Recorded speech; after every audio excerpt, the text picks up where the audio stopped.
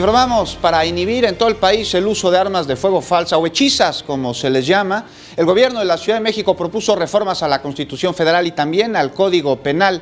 ¿En qué consisten estas reformas? Se lo decimos.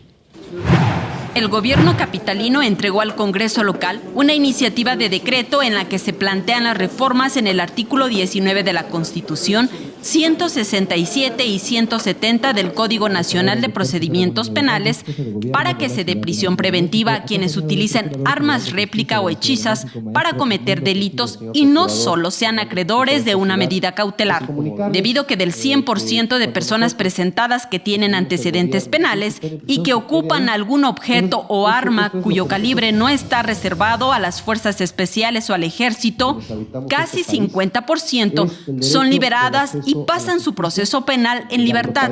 Está documentado que 12% de ellos terminan reincidiendo.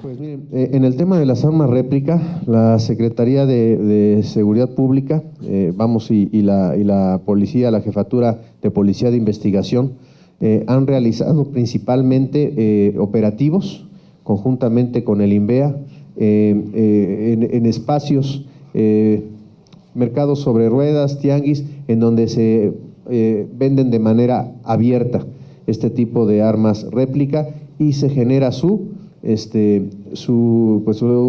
aseguramiento.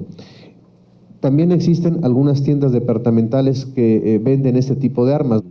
En su intervención, el secretario de Seguridad Pública, Raimundo Collins, explicó que una persona que es asaltada no ve la diferencia entre una arma real y una réplica.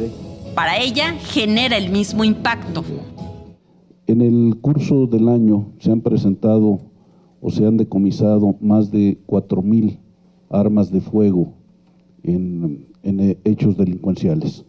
De estas, solamente en armas réplicas se han decomisado 771 armas réplicas. En las imágenes, Javier Cordero, Saray Mariscal, 21 Noticias.